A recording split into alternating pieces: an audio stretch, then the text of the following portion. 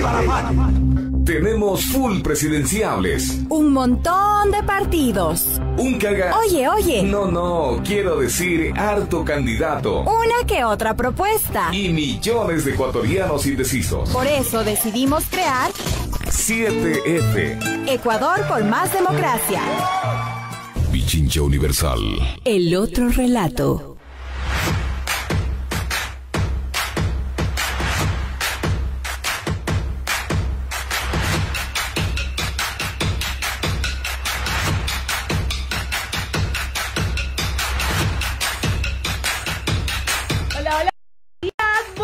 Bienvenidos a 7F Ecuador por más democracia. Estamos en Pichincha Universal, como siempre todas las mañanas, 95.3 FM y 94.5 FM al noroccidente de la provincia de Pichincha. En el mundo entero, gracias a quienes nos siguen a través de www.pichinchacomunicaciones.com.es. En los controles del señor Carlitos Minango, ahí atrás de las redes sociales, Chris Maila, obviamente nuestro queridísimo productor y quien nos tiene a la raya, el doctor Adrián Acosta, y me acompaña como siempre Andresito Durán. ¿Cómo estás, Andresito? ¿Cómo estás, mi morocha querida, mi coronel?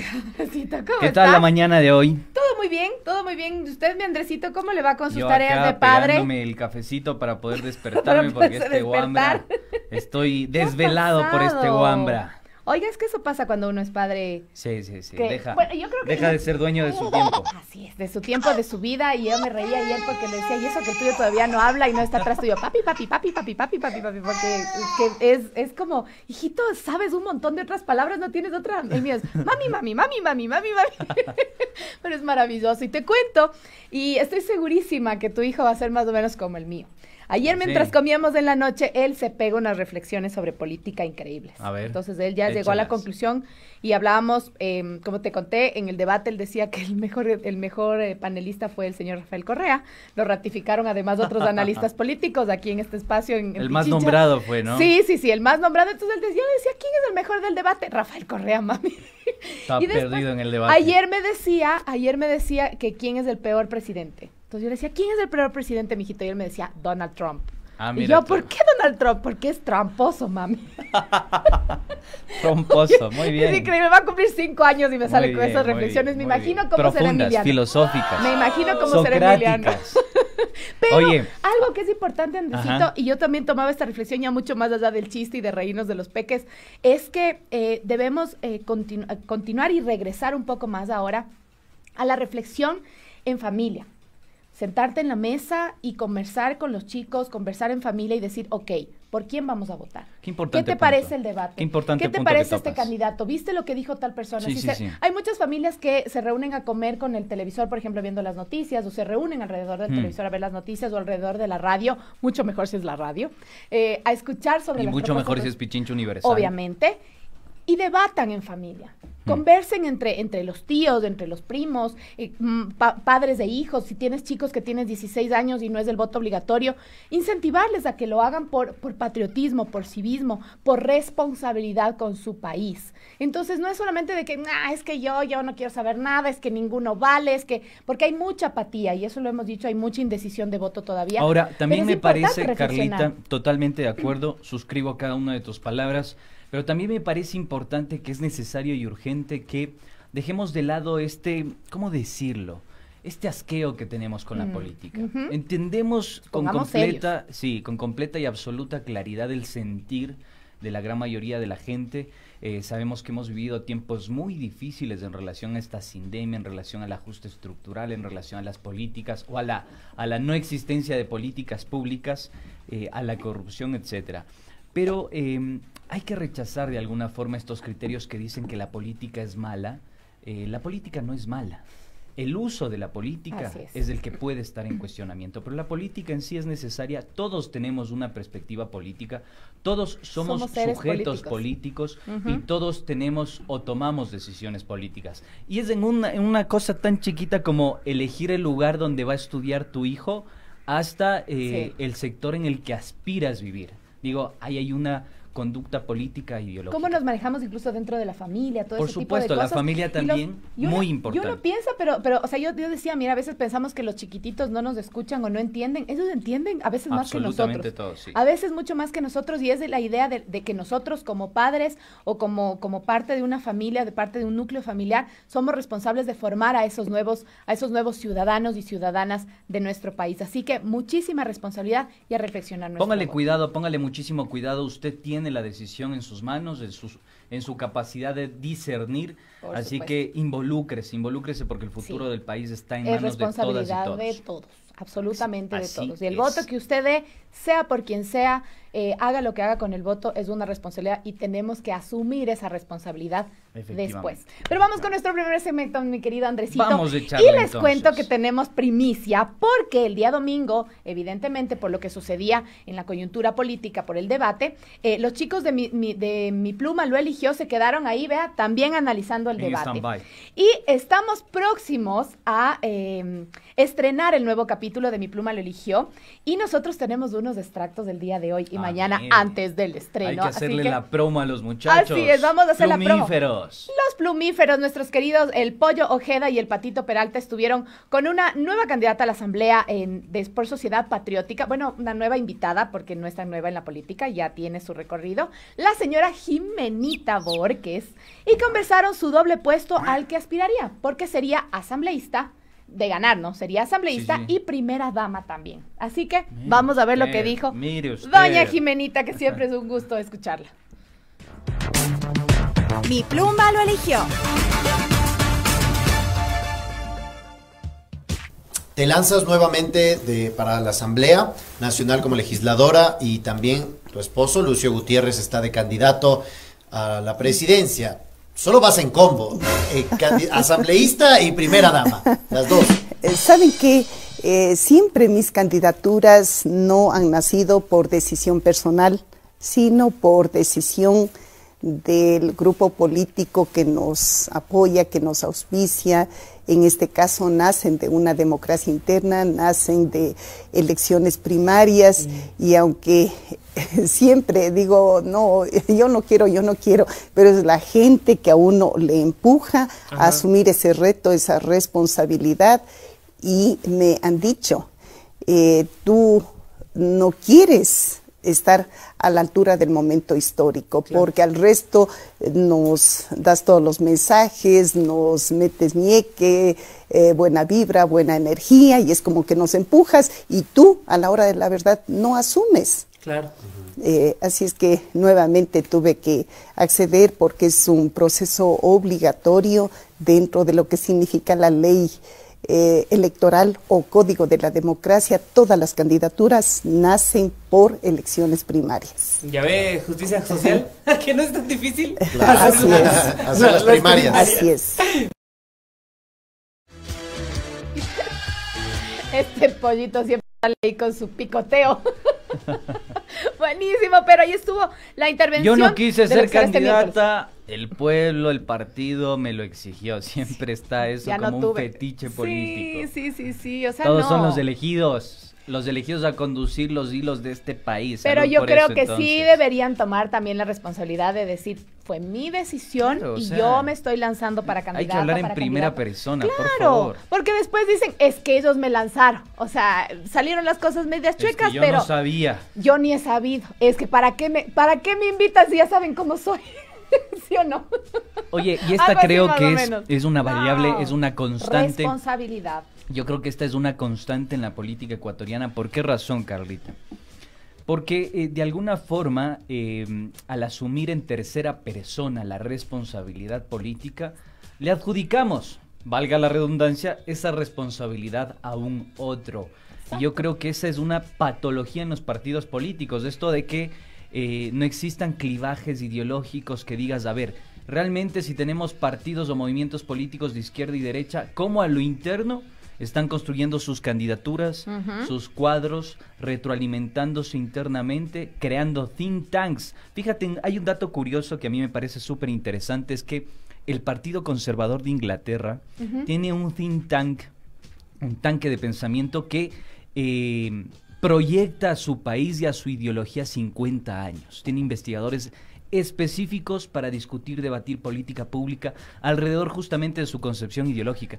Y yo creo que el Ecuador carece de eso, o sea, estos son vehículos móviles. Además, que a nosotros nos permiten... solo para 4 años, ¿no? Exactamente, y vehículos móviles que a nosotros nos permiten solo aspirar a una dignidad pública, pero no realmente formar partidos políticos y movimientos, que es lo que necesita el Oye, Ecuador. Mendrecito, yo quiero hacer un compromiso con la ciudadanía, con todos quienes nos escuchan, nos oyen y como ecuatorianos y ecuatorianas. Yo creo que el día en que sepamos ya quién va a ser el nuevo presidente de la República, todos deberíamos coger y poner, todos hemos puesto los papelitos en la refri, ¿se ha visto? Siempre algo que queremos recordar, pegamos ahí en la refrigeradora, o en la puerta, en el espejo, donde usted quiera. Oye, buena idea. Imprima el plan de gobierno de la persona que va a ganar. Y vamos haciendo durante estos próximos años un checklist. A ver, porque mire lo que nos pasó la última vez. No se cumplió ni el saludo, no se cumplió. Pues. Entonces ahora sí, es una responsabilidad de nosotros también exigir que la persona que vaya a ganar en la presidencia de la República cumpla con el plan de gobierno por el que estamos votando nosotros, porque no estamos votando por una persona, estamos votando por un plan, proyecto, un proyecto. Oye, a propósito de lo que mencionas, también recordar que el caso ecuatoriano es paradigmático. ¿Por qué paradigmático? Porque, a ver, uno dice, muchos analistas dicen es que Ecuador y Argentina tienen puntos de comparación. Yo creo que eso es un invento, es una falacia. Ecuador y Argentina son distintos desde la propia concepción política ideológica, desde Chile el nos quieren comparar etcétera, también. etcétera. Pero toma en cuenta que a veces se dice es que Ecuador va a enfrentar la misma situación que enfrentó Argentina con Macri. Y yo creo que eso es no es real. ¿Por qué? Porque Macri llega por otra tienda política. Total. Lenín Moreno llega por la tienda política que en su momento auspiciaba a Rafael Correa. Que votamos por el proyecto político. Exactamente, y yo creo que eso hay que discutirlo, hay que debatirlo. ¿Por qué razón? Porque falta una variable explicativa que te diga, a ver, sucedió esto, se dio esta captura, ¿por qué los movimientos políticos recularon y dieron un giro de 180? Es la pregunta del millón. Y debería existir sanciones también para el incumplimiento de esa propuesta política por la que el pueblo ecuatoriano votó, porque acuérdense que no estamos votando por una persona, estamos votando por un proyecto político que queremos que salga a flote. Pero también tenemos un montón de cosas que vamos a comentar con nuestro querido pajarito azul, el Larry. Así que, ¿qué dice Larry en estas tendencias el último día? Últimamente vamos a ver qué dice Larry, cosas bastante interesantes. Escuchemos.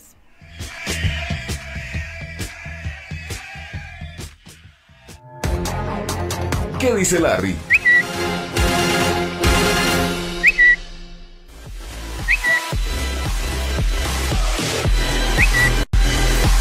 Volvemos entonces acá a los estudios de tu radio, de tu casa, de tu medio de comunicación Pichincha Universal. Recordarte que nos puedes sintonizar por la 95.3 en la capital de los ecuatorianos y la 94.5 en el noroccidente de la provincia de Pichincha. Atenti, Ecuador.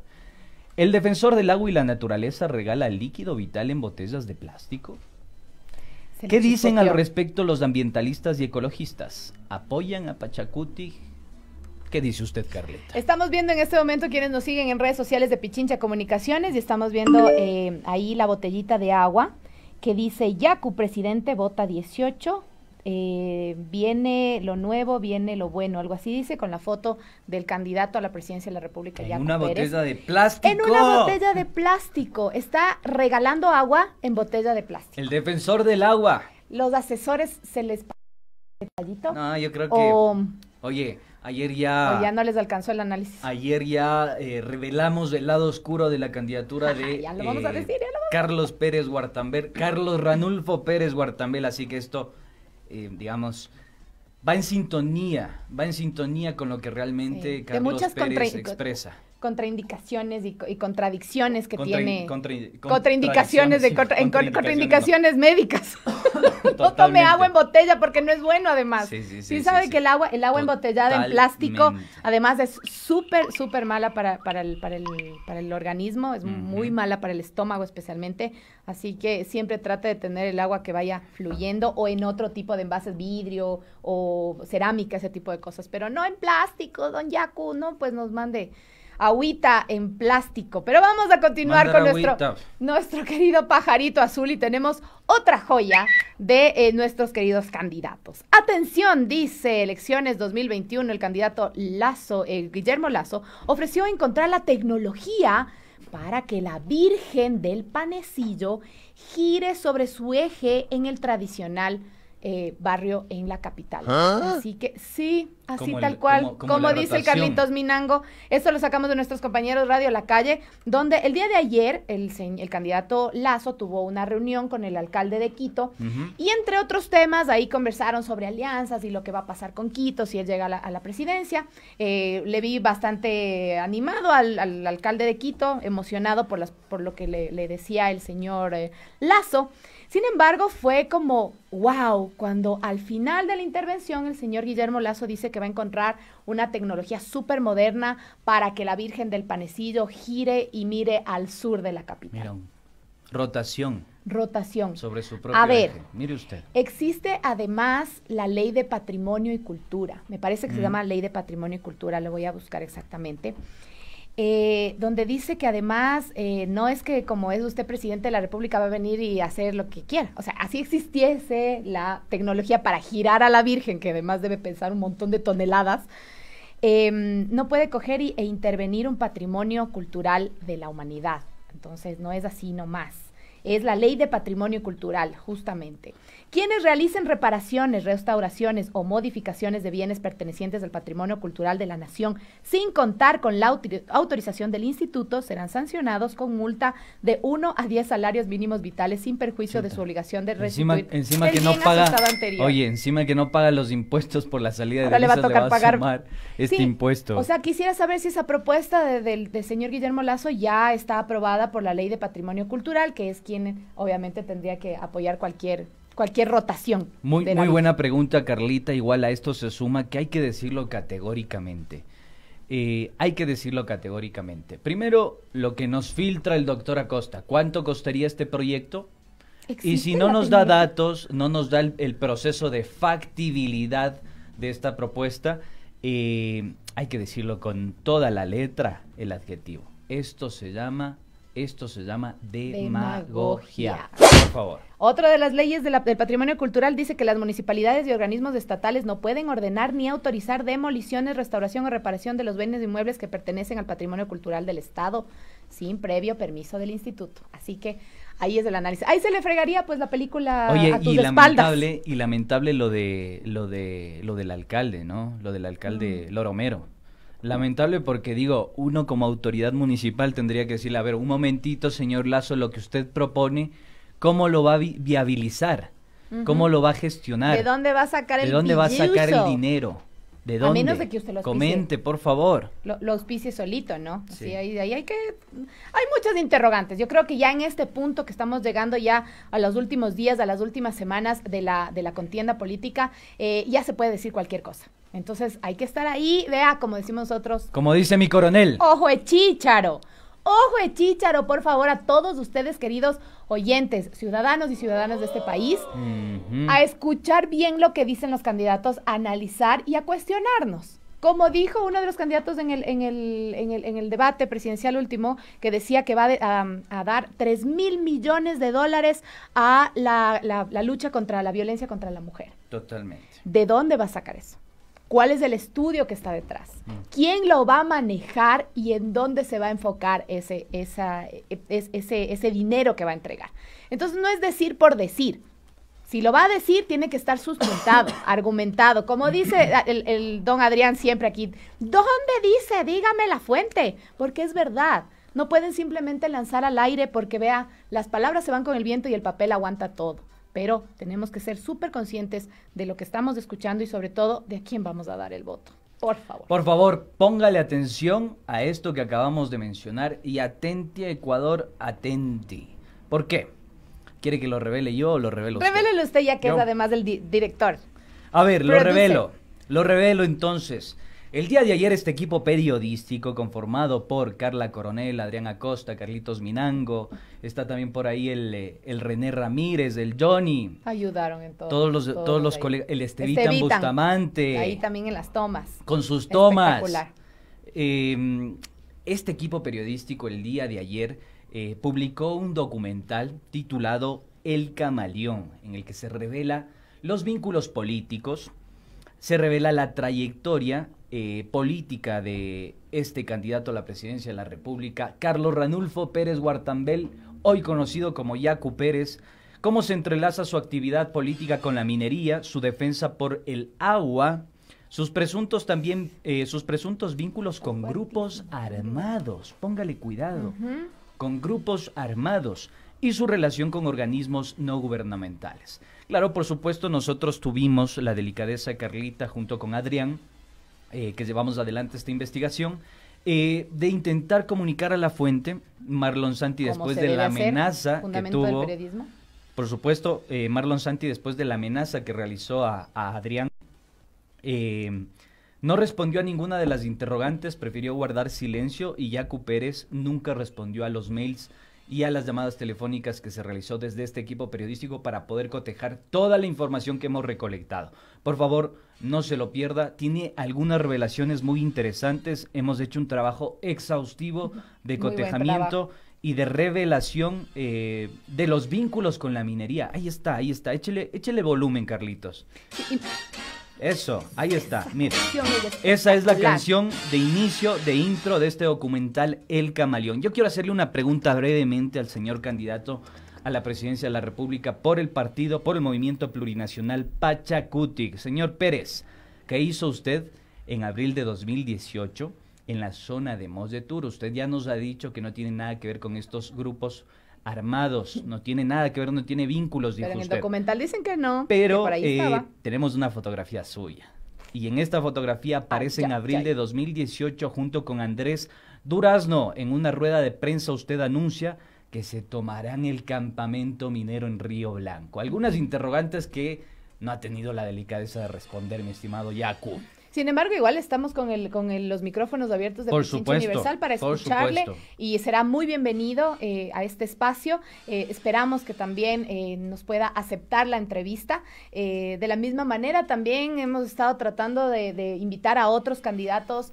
a la presidencia, a la vicepresidencia. Por ahí el señor Gustavo Larrea me dijeron el equipo de comunicación que no está entregando entrevistas, que no está haciendo entrevistas, que ha delegado esta función a la candidata a la vicepresidencia. Sin embargo, hasta el día de hoy tampoco hemos tenido respuesta. Así que para que conozcan nuestros oyentes que estamos dándole apertura a todos los partidos políticos, a todos los candidatos, esperamos tener la mayor aceptación de todos ellos. Sin embargo, quienes no nos acepten, bueno, también nos quedaremos Señor ahí Yacu, con las dudas. Rápidamente, ¿cuál es su relación con Paul Jarrín? ¿Cuál es su relación con los hermanos Galarza, con el holandés Galarza, que estas personas estarían presuntamente a la cabeza de los grupos armados, y usted aparece en algunas fotografías con estos grupos, ¿no? Son interrogantes que tenemos, incluso grupos opositores a la actividad minera, la Organización de Pueblos del Sur de Mos de Turo, Pachamamas, Yasunidos, FOA, Ecuarunari, y algunos comuneros de Río Blanco se reúnen en Mos de Turo y se organizan para bloquear las vías de acceso al proyecto Río Blanco. Algunas interrogantes que tenemos: recuerden que hubo secuestro a policías, el secuestro al presidente de la Junta Parroquial de Mos de Turo, y algunas violaciones flagrantes y delitos en esta zona que tienen que ver con estos grupos vandálicos, por así decirlo. Pero para que no digan que nosotros les estamos ahí picoteando, vayan y vean el documental. Sí, por favor. Vean el documental, escúchenlo de las personas que lo están diciendo. Así que Pichincha Comunicaciones en el YouTube pueden encontrar ahí todo el documental del especial de los periodistas El Camaleón. Así que muchas gracias también por ver. Véalo y saque sus propias conclusiones. Así nomás. Efectivamente. Nos vamos a un pequeño cortecito y regresamos enseguida porque tenemos ya nuestro invitado el día de hoy, el candidato a la vicepresidencia de la República por el Partido Sociedad Patriótica. Ya volvemos.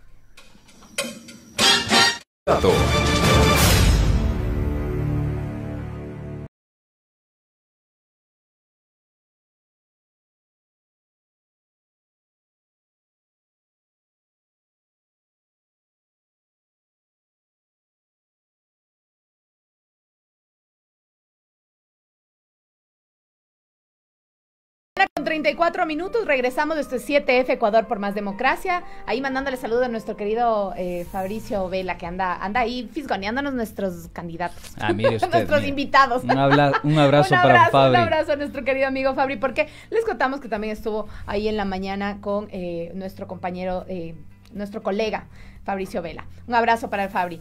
Abogado David Norero Calvo, él es candidato a la vicepresidencia por el partido Sociedad Patriótica. Hemos estado con Sociedad Patriótica, sí, también estábamos le con hemos Jimenita, dado la palestra con necesaria. Jimenita Borges estuvimos hoy en la mañana, justo en Mi Pluma lo eligió, ya vamos a ver el día miércoles. Nos hemos puesto con la 3. Nos hemos puesto con la 3. Guayaquileño de 36 años, abogado de la Universidad Católica Santiago de Guayaquil. Sus estudios realizados son un diplomado en Derechos Fundamentales, especialista en Derechos Humanos, máster en Derecho Constitucional, tiene un diplomado en Litigación Oral Penal y es máster en Políticas Anticorrupción. Mire, política anticorrupción, entonces vamos a evaluar con indicadores y evidencia empírica de manera científica cómo van a combatir con la corrupción. Es autor del libro Jurisprudencia Convencional, que se encuentra en proceso de impresión, y el libro será publicado en el Centro de Investigaciones de la Universidad Espíritu Santo de Guayaquil.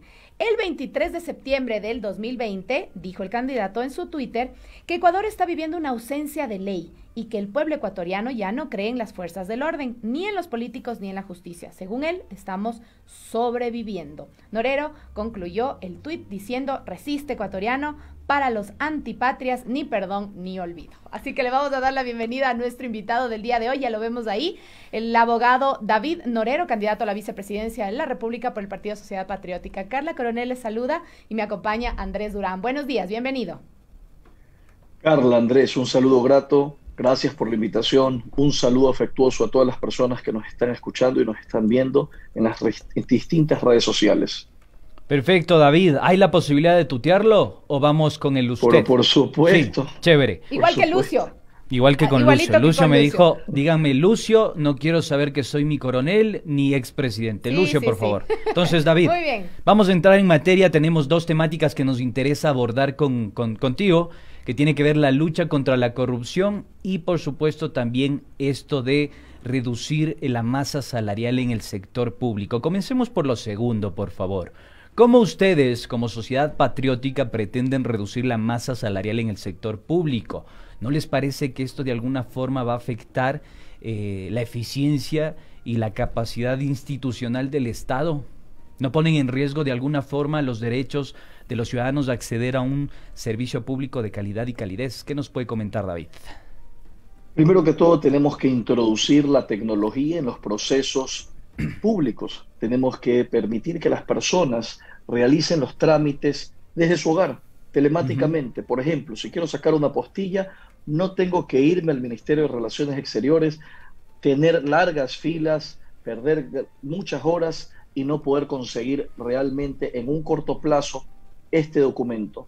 Lo podemos hacer en línea, podemos sacar muchos documentos en línea y hay que aplicar la tecnología para que precisamente el ciudadano tenga esa comodidad y pueda inclusive hacer otros trámites que no sean tan burocráticos. ¿Cuál es la razón? Lo importante de entender de por qué se tienen que bajar los sueldos. Porque no se trata de coger demagógicamente y decir, vamos a votar a todo el mundo, o estas personas que están en esta institución pública, como no son de mi línea política, son de otro partido político, no me importa que se vayan. Tenemos que entender que la crisis económica que vive Ecuador no solamente nos azota a nosotros, es a nivel mundial. No es que podemos decir, bueno, voy a emigrar a Estados Unidos, bueno, es que voy a emigrar en Europa y todo va a estar mejor. No, la situación es que tenemos que ser conscientes de que todos necesitamos un trabajo, de que no pueden haber y existir despidos masivos, sino más bien darle una protección a las personas para que puedan estar tranquilas de que tienen un sueldo y poder fomentar en la parte privada más trabajo desde el sector de la agroindustria, desde el sector también financiero, en el que den, desde la banca pública dando ejemplo, créditos con intereses a bajo precio. Aquí podríamos decir fácilmente, como dicen otros candidatos, primero que todo vamos a expulsar a todos los venezolanos del Ecuador, vamos a coger y vamos a poner sueldos mucho más satisfactorios para las personas. Pero ¿cómo siente el Ecuador realmente está su economía? ¿Cómo está su institucionalidad? ¿Cómo está realmente la parte económica del país? Y eso está muy golpeado. Entonces, nosotros tenemos que entrar con mucha conciencia porque cualquier persona que esté en Carondelet este año debe de entender que las cosas van a ser sumamente duras y que no va a poder decir es que no me dejaron la mesa servida. Hoy las personas que están frente al poder discutiendo esta fase agonal del poder saben que la situación es crítica y hay que actuar con responsabilidad. Entonces, justamente con el presidente estamos en una política efectivamente de que las personas no piensen es yo tengo que trabajar en el puesto público, necesito un padrino por el puesto público, me tengo que graduar y extraer un puesto público. Tenemos que tener una visión de emprendedores y es por eso que vamos a fomentar toda la ayuda y la capacitación a través del SECAP para que se fortalezcan los emprendimientos. Por ejemplo, nosotros en el mundo entero, nosotros hacemos el sombrero de paja toquilla, pero el mundo entero lo conoce como Panama Hat. Nosotros hacemos la guayusa, ahora dicen que la guayusa es de Perú. ¿Y por qué esto es importante? Porque imagínate, cuando estamos en territorio nos encontramos con artesanos de primer nivel, nos encontramos con personas que hacen medicina ancestral, que hacen también shampoo, hacen jabón, y esas personas no tienen un registro de marca. Esas personas no tienen un registro sanitario. Esas personas no tienen una capacitación de vender en redes sociales.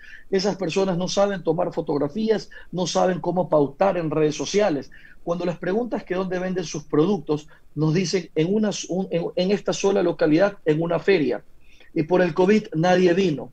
Entonces es momento en que el país comience a también dar esa ayuda, esa capacitación, esa experticia a ese emprendedor, a ese artesano, para que David, realmente no solo estemos concentrados en el puesto público. David, a ver, Andrés. Estamos, perdón que te lo diga, pero estamos evadiendo la pregunta y yo no siento que hemos tenido una respuesta alrededor de esta consulta sobre reducir la masa salarial. Y te lo voy a plantear con datos, ¿sí? El Banco Interamericano de Desarrollo menciona que el empleo público, del porcentaje total que representa el empleo en el país, en el Ecuador más o menos oscila en el 5%, es decir, que el 5% de la generación total de empleo la genera el sector público. Digo, no es representativo en cuanto a la generación de empleo, pero sin embargo, Lucio Gutiérrez en la intervención del debate presidencial habló de esto, de reducir el salario a la mitad. Yo me voy a bajar a los $3,000, pero no hay una justificación técnica, no hay cifras, no hay indicadores al respecto. Yo tengo un indicador acá del Banco Interamericano de Desarrollo. ¿Cuáles son los indicadores que ustedes manejan para reducir la masa salarial del sector público y a su vez justificar de alguna forma esta propuesta? Porque también me parece que vamos a terminar teniendo funcionarios públicos mediocres porque no vamos a poder remunerarlos como se debe, digámoslo así. Claro, la remuneración va de acuerdo a las capacidades que tiene el funcionario. Por supuesto. Claro, y efectivamente por eso está categorizado SP1, SP2, SP3, hasta a todas las categorías, y efectivamente eso es así. Pero mira, no solamente se trata de un solo indicador, sino de todo lo que en el país realmente nos está afectando, de los precios, por ejemplo, en las consultorías que está gastando el Estado, en los asesores que está gastando el Estado. Nosotros tenemos un gasto público bastante fuerte y es importante... ¿A cuánto asciende el gasto público? Mira, nosotros tenemos un presupuesto general del Estado ahora de 32.000 millones de dólares, ¿no? Entonces, ese presupuesto general del Estado necesita realmente un alivio, una ayuda, con todas estas condiciones que nos están poniendo desde afuera. Entonces, sin duda alguna es una propuesta por parte del presidente, lo ha analizado, y bueno, todo es discutible. En el momento tú sabes que si se quiere hacer cualquier tipo de cambio, también va a estar la Corte Constitucional para establecer si da esa admisibilidad o no. A ver, el mayor gasto se da en el ámbito de la educación y las Fuerzas Armadas y la salud. ¿Ustedes piensan recortar la salud, la educación y la seguridad interna del Estado? El 4%, el 6% se tiene que mantener. Hay cosas en la Constitución que no pueden ser modificadas. Exactamente. Hay que respetar los principios constitucionales y sobre todo el principio de convencionalidad. Aquí, si no tenemos un país educado, el país jamás va a progresar y es algo que no puede ser negociado. Esto, recortarlo, no es viable, no es posible, tiene que respetarse la Constitución les guste o no les guste a las personas. No es una camisa que me la puedo sacar simplemente, es algo que se debe cumplir por el bien de todos. Un país con salud, un país con educación puede progresar. Es decir, la reducción del salario para la policía y las fuerzas armadas no sería topado, o entrarían también en esta reducción de salarios. Justamente lo conversé ayer con el presidente y lo estaba analizando, porque en teoría si no podría ser un acto discrecional, no podría ser un acto discriminatorio de que unos sí, otros no. Entonces, eso es algo importantísimo de evaluar, porque justamente estaban desarrollando el tema técnico, sobre todo con el tema de las Fuerzas Armadas. Yo no creo que es un tema muy sencillo, sí lo ha manifestado, pero lo va a publicar a través de su página web cuál es el proceso y el procedimiento por el cual debería hacerlo técnicamente.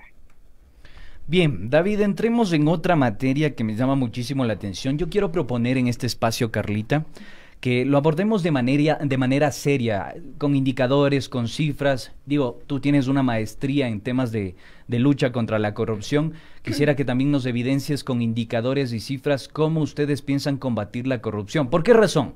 Porque, digamos, esto se ha convertido en un eufemismo construido por los medios de comunicación, sí, una semántica, una muletilla, que de alguna forma nos lleva a un lugar común, o sea, rechazar la corrupción. Todos rechazamos la corrupción. Ahora queremos saber dónde está la corrupción, cuáles son los procesos que se pueden mejorar en el ámbito institucional y efectivamente cuáles son los principales indicadores que dan cuenta de que la corrupción está en uno u otro lugar. ¿Qué dice David?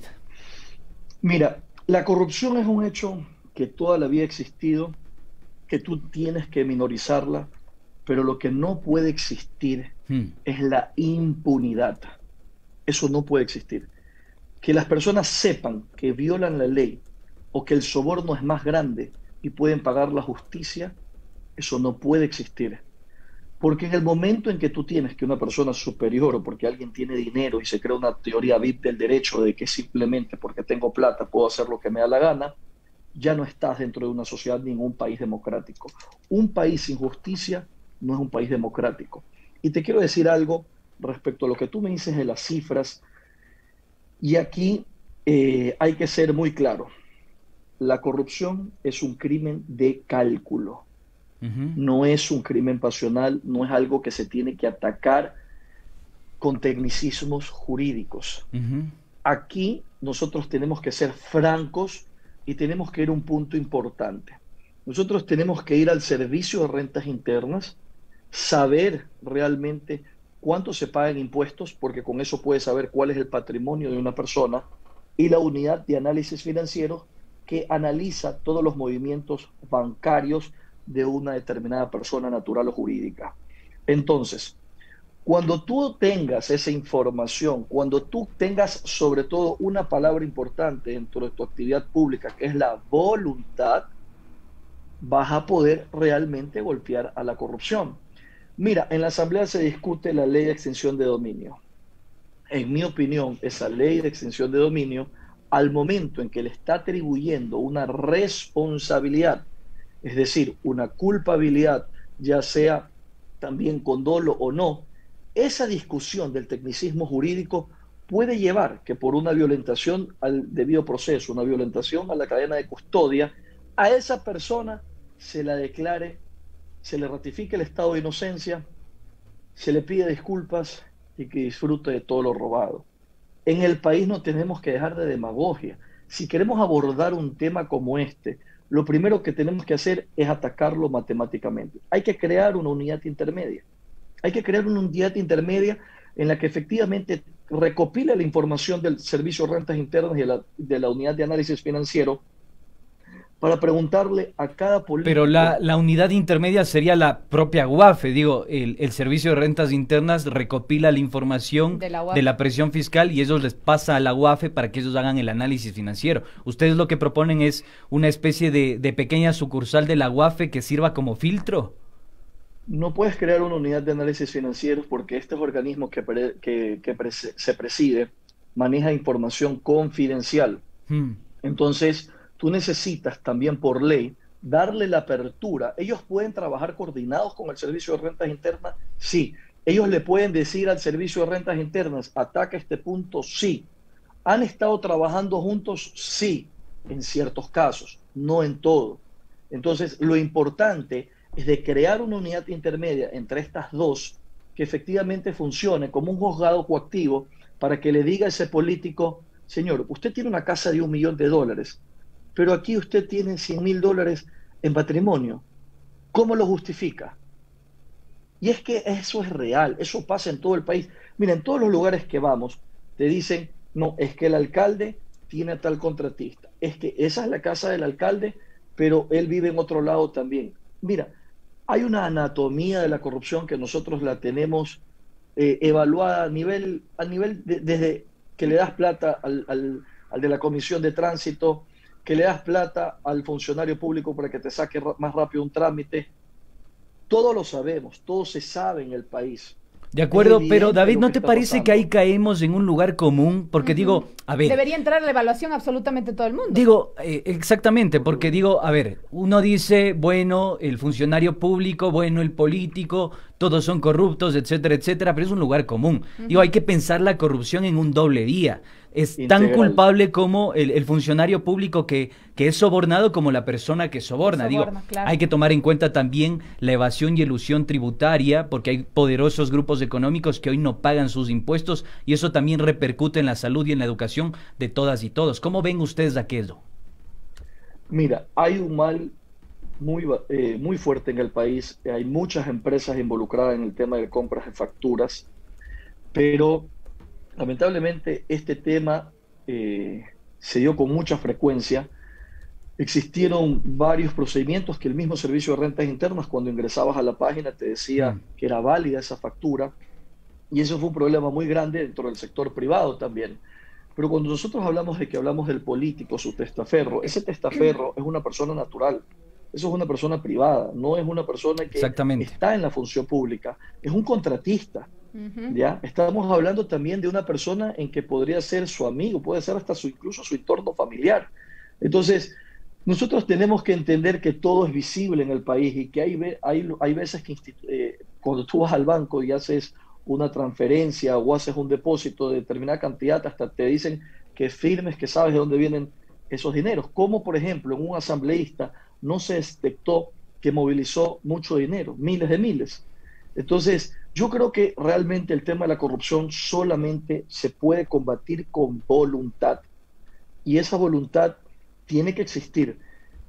Yo decía, justamente usted mencionaba ese Twitter que yo había puesto, y es porque me llegó mucho cuando estuvimos en territorio, en el tema pesquero, y nos dice el artesano de la pesca, me roba el pirata, me roba ciertos jueces, ciertos fiscales, ciertos marinos, ciertos abogados. Yo no quiero escuchar nada más que una palabra: protección, seguridad.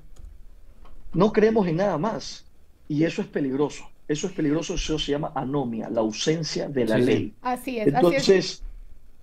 Estimado David, estamos conversando con David Norero, candidato a la vicepresidencia. Nos quedan un montón de temas que no queremos que se queden ahí. La seguridad. Y sobre todo queríamos hablar sobre un tema que ya está causando revuelto, porque uno de los candidatos a la presidencia habló sobre una ley para el porte de armas.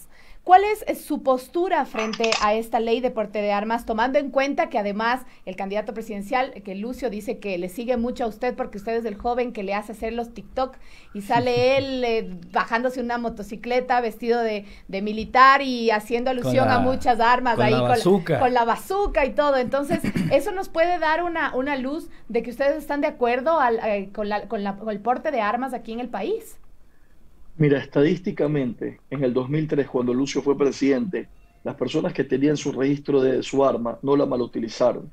Es más, tú puedes comprobar que cualquier persona que comete algún tipo de delito no tiene registrada su arma. ¿Por qué no tiene registrada su arma? Porque efectivamente se puede dar un seguimiento. Si tú quieres implementar el tema de armas en el país, primero tienes que tener un examen psicológico, debes conocer lo que es la legítima defensa y el uso progresivo de la fuerza. Y tercero, tienes que disparar tu arma en balística de criminalística. Pero hemos visto, por ejemplo, en otros países, donde es legal el porte de armas, que tampoco es una solución en contra de la violencia. No es de ninguna solución, no es una solución. Al contrario, ha aumentado muchísimo más y lo hemos visto en Estados Unidos incluso. Sí, pero porque la política de Estados Unidos es que cuando tú tienes 18 años, tú puedes ir a una tienda y comprarla.